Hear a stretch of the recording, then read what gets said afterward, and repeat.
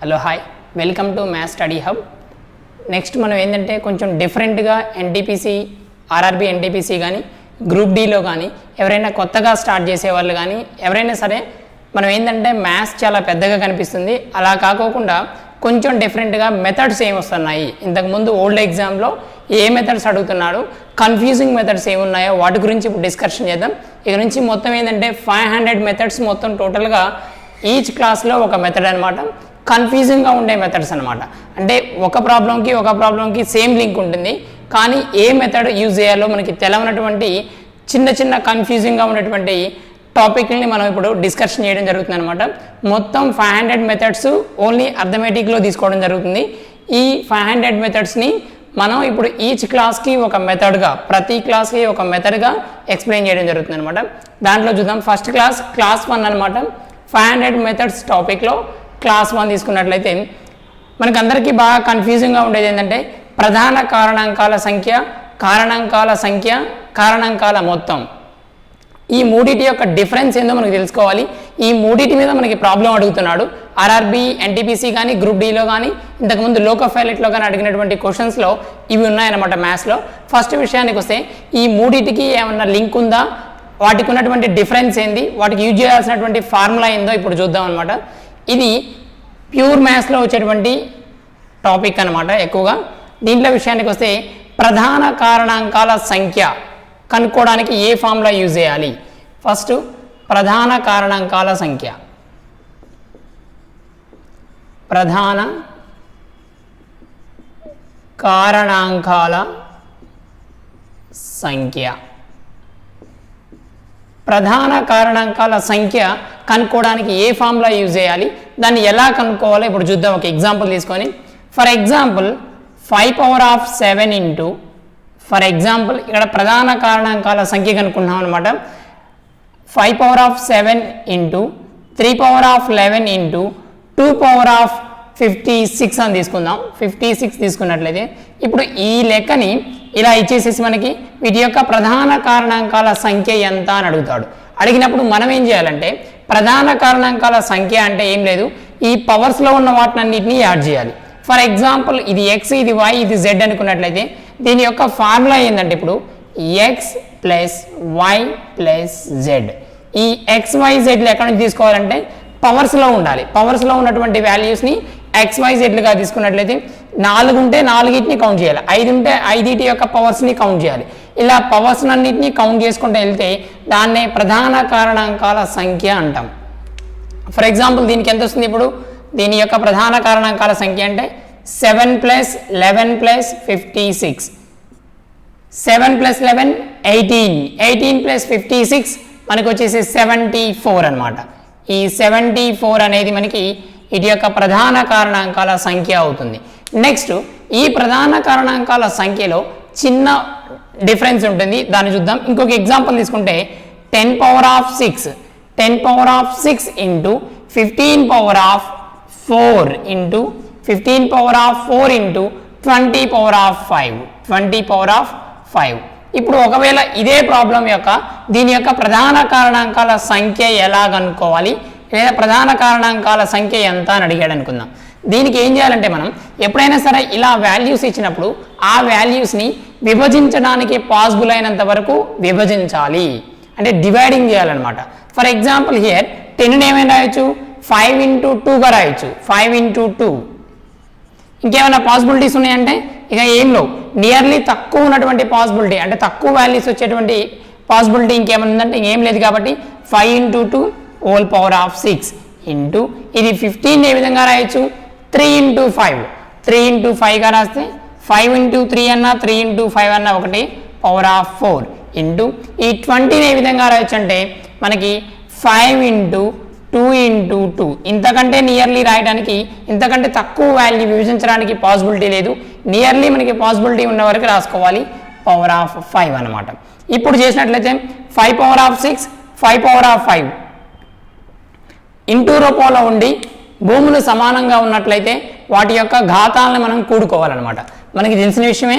ఇక్కడ for example a⁻x into a⁻y అని ఉంటే ఇలా భూములు సమానంగా ఉండి ఇంటూ రూపంలో ఉన్నప్పుడు ఘాతాలను రెండింటిని కూడాలి. ఇది మనకి తెలిసింది. దీన్ని అప్లై చేసినట్లయితే ఇక్కడ చేస్తే ఇప్పుడు 5 power of 6 5 power of 5 5 power of 6 5 power of 4 5 power of 5 మొత్తం 6 ప్లస్ 4 10 10 ప్లస్ 5 15 కాబట్టి 5 పవర్ ఆఫ్ 15 వస్తుంది అనమాట. నెక్స్ట్ అగైన్ మనకి 2 చేస్తే 2 power of 6 2 power of 5 2 power of 5 2 power of 10 plus 6 2 power of 16 into next 3 power of అంటే 3 power of 4 3 power of 4. Then దీని యొక్క కారణాంకాల సంఖ్య ఇప్పుడు కనుక్కోవాలి. ఇప్పుడు XYZ అనుకోవాలి అనుకున్నట్లయితే ఇప్పుడు మనకి 15 16 ప్లస్ 4 ఇప్పుడు 15 16 ప్లస్ 4 20 20 ప్లస్ 15 35. ఈ 35 దీని యొక్క కారణాంకాల ప్రధాన కారణాంకాల సంఖ్య. ఇది ఈ విధంగా మనకి ప్రధాన కారణాంకాల సంఖ్య కనుక్కోవాలి. వాటి కారణాంకాలు ఇచ్చినా ప్రధాన కారణాంకాలు ఏది ఇచ్చినా సరే ఇలా డివైడ్ చేసుకున్న తర్వాత మాత్రమే ఆన్సర్ కనుక్కోవాలన్నమాట. ఇది ఫస్ట్ మనకి ప్రధాన కారణాంకాల సంఖ్య కనుక్కునేటువంటి విధానం. ఓన్లీ పవర్స్లో ఉన్నటువంటి వాల్యూస్ని అన్నిటినీ యాడ్ చేయాలి, కలపాలి, ఇదనమాట. నెక్స్ట్ ఇది ఒకటి. నెక్స్ట్ మనకి దీంట్లో ఇంకా కన్ఫ్యూజింగ్గా ఉండేది ఏంటంటే ఇప్పుడు ఇది మనం ప్రధాన కారణాంకాల సంఖ్య కనుక్కున్నాం. నెక్స్ట్ మన విషయానికి వస్తే కారణాంకాల సంఖ్య కనుక్కొని అడుగుతాడు. ఈ ప్రధాన అనేటువంటి పదాన్ని తీసేసి ఓన్లీ కారణాంకాల సంఖ్య కనుక్కోండి అని అడుగుతాడు. కారణాంకాల సంఖ్య కనుక్కొని అడిగితే అప్పుడు మనం ఫార్ములాలో కొంచెం చేంజెస్ వస్తాయన్నమాట. మనం కనుక్కునేటువంటి విధానంలో కొంచెం చేంజెస్ వస్తాయి. అదేంటంటే పవర్కి 1 యాడ్ చేసి దాన్ని ఎవ్రీ పవర్ని ఇంటూ చేయాలి. ప్రతి పవర్ని ఇంటూ చేయాలన్నమాట. జస్ట్ ఏం లేదు, ఈ విధంగా మనకి పవర్లో ఉన్నటువంటి ప్రతి వాల్యూని ఘాతంలో ఉన్నటువంటి ప్రతి వాల్యూకి 1 కలుపుకొని ఆ ఘాతాలన్నింటినీ ఇంటూ చేసినట్లయితే వచ్చేటువంటి వాల్యూవే మనకి కారణాంకాల సంఖ్య అవుతుంది. అనమాట. ఇప్పుడు దీన్ని కనుక్కున్నట్లయితే ఫర్ ఎగ్జాంపుల్ ఏదైనా ఒక క్వశ్చన్ తీసుకొని చేద్దాం. ఏదైనా ఒక ప్రాబ్లం తీసుకున్నట్లయితే మనకి 360 అని తీసుకున్నాం. 360 యొక్క కారణాంకాల సంఖ్య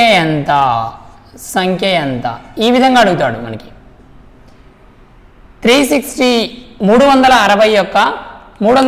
యొక్క కారణాంకాల సంఖ్య ఎంత, 360కి కారణాంకాల సంఖ్య ఎంత అని అడుగుతాడు. ఈ విధంగా ఇచ్చినప్పుడు ఫస్ట్ మనం ఏం చేయాలంటే డివైడింగ్ పార్ట్ మనం ఇందాక ఇంట్లో రూపంలో రాసుకున్నాగా ఆ విధంగా రాసినట్లయితే 360కి ఫస్ట్ 2తో 2 8s are 0, 2 9s are 0, 2 45s 3 1లు 3 5లు 3 1లు 3 5లు. ఇంకా ఏమైనా డివైడ్ చేయొచ్చా?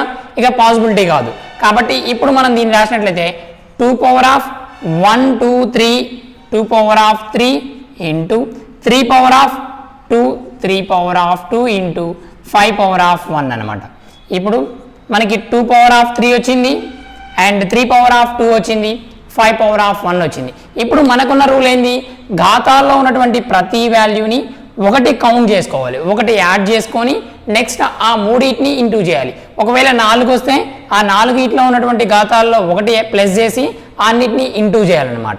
ఇప్పుడు చేసినట్లయితే 3 + 1 అండ్ 2 + 1 1 + 1 ఈ విధంగా యాడ్ చేసినట్లయితే ఇప్పుడు 3 + 1 4 ఇంటూ 2 + 1 3 ఇంటూ 1 + 1 2.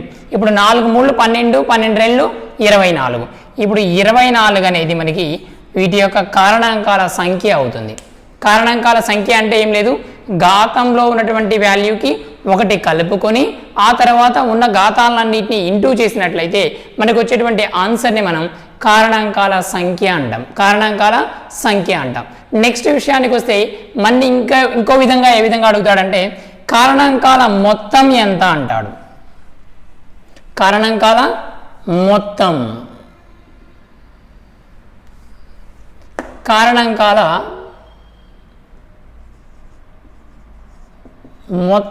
ఎంత మొత్తం అడుగుతాడు.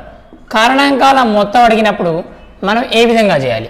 కారణాంకాల మొత్తాన్ని విషయానికి వస్తే దీనికి ఒక చిన్న ఫార్ములా ఉందన్నమాట.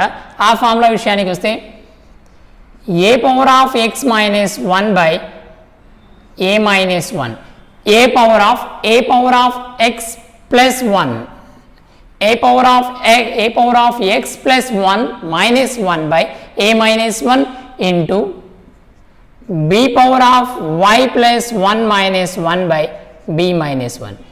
ఈ విధంగా ఫార్మాట్ ఉంటుందన్నమాట. ఫార్ములాది a power of x plus 1 minus 1 by a minus 1 into b power of y plus 1 minus 1 by b minus 1. ఇక్కడ మనం రెండే టర్మ్స్ ఎందుకు తీసుకున్నామంటే జస్ట్ మీకు అర్థం కావడం కోసం రెండు టర్మ్స్ తీసుకున్నాం. ఒకవేళ సి మూడో పదం కనుక ఉన్నట్లయితే into c power of z plus 1 minus 1 by c minus 1. ఒకవేళ ఇంకోటి ఉంటే డి అని తీసుకుంటా. ఈ విధంగా మనం పెంచుకుంటా వెళ్ళాలన్నమాట. అంటే ఎన్ని పదాలు ఉంటే అన్ని పదాలకు సరిపోను మనం వాల్యూస్ని తీసుకుంటూ ఉండాలి. ఇప్పుడు దీంట్లో ఒక ఎగ్జాంపుల్ చేసినట్లయితే 200 యొక్క కారణాంకాల మొత్తం ఎంత? 200 యొక్క కారణాంకాల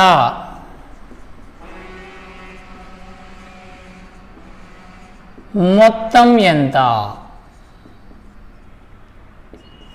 200 యొక్క కారణాంకాల మొత్తం ఎంత అని అడిగాడు. దీనికోసం మనం ఇందాక చేసినట్లే ఈ 200 యొక్క కారణాంకాలు కనుక్కోవాలి. కనుక్కున్నట్టయితే 2 1s are 0 0 and again 2 5s are 0 and again 2 25s are and again 5 5s are. ఈ విధంగా కారణాంకాలు కనుక్కున్నట్లయితే అంటే ఓన్లీ జస్ట్ ఎల్సిఎం లాగా చేయాలన్నమాట.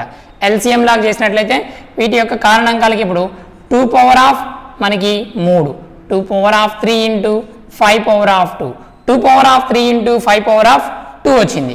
ఇప్పుడు దీని యొక్క కారణాంకాలు ఎలా కనుక్కోవాలో చూద్దాం. ఇప్పుడు హియర్ మనకి 2 power of 3 into 5 power of 2 వేసుకోవచ్చు, లేదా ఇది ముందు ఇది వెనక్కైనా వేసుకోవచ్చు. ఏ విధంగా వేసుకున్నా నో ప్రాబ్లం అనమాట.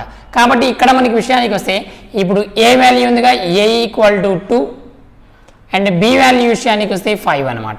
ఏ ఈక్వల్ టు 2 బేస్ సంఖ్య ఇక్కడ బేస్లో ఉందా, భూమిని ఏగా తీసుకోవాలి. ఏబీలు ఏంటంటే భూములు అనమాట. ఇక్కడ ఏబీల విషయానికి వస్తే భూములు, పవర్స్లో ఉన్నటువంటి ఎక్స్ వైల విషయానికి వస్తే మనకి here X equal to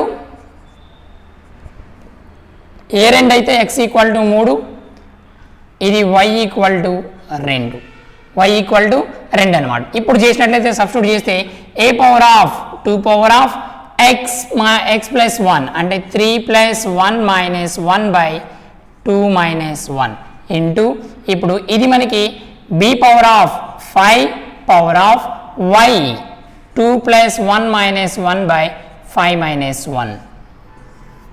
substitute చేసినట్లయితే వాల్యూస్ని ఇప్పుడు 2 పవర్ ఆఫ్ 3 ప్లస్ 1 అంటే 2 పవర్ ఆఫ్ 4 అనమాట.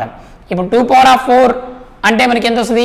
2 రెళ్ళ 4, 4 రెళ్ళ 8, 16 అంటే 16 మైనస్ 1 15, 15 బై 2 మైనస్ 1 అంటే 1 ఇంటూ అగైన్ మనకి 5 పవర్ ఆఫ్ 2 ప్లస్ 1 5 ఘాతం 2 ప్లస్ 1 అంటే 5 ఘాతం 3, 5 ఘాతాన్ని 3కి 125 వస్తుంది. 125 మైనస్ 1 124 బై ఇక్కడ 5 మైనస్ 1 4 అనమాట 4.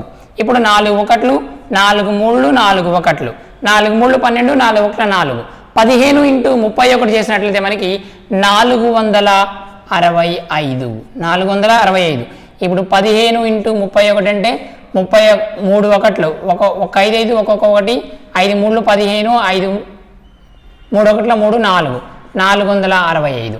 ఇక్కడ 465 అనమాట. ఈ విధంగా చేసినట్లయితే మనకి ఈ 465 అనేది మనకి ఏంటంటే 200 యొక్క కారణాంకాల మొత్తం ఎంత అంటే ఈ 465.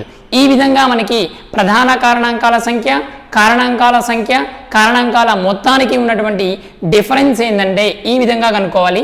ఇది క్లాస్ 1లో మీకు ఒకసారి మళ్ళా ఫార్ములాస్ అన్ని రాస్తాను. జస్ట్ ఏంటంటే క్వశ్చన్ ఏ విధంగా అడుగుతున్నాడు, మనం ఏ ఫార్ములాని అప్లై చేస్తున్నాం అనేది ఇక్కడ మోస్ట్ ఇంపార్టెంట్ అనమాట. దాంట్లో ఫస్ట్ 3 ఫార్ములాలు ఒకసారి రాసినట్లయితే ప్రధాన కారణాంకాల సంఖ్య,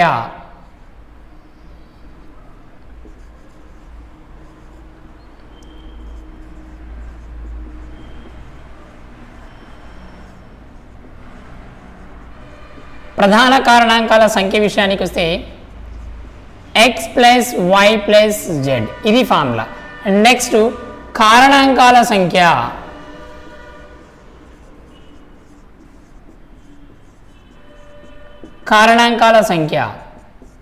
x plus 1 into y plus 1 into z plus 1. Next కారణాంకాల మొత్తం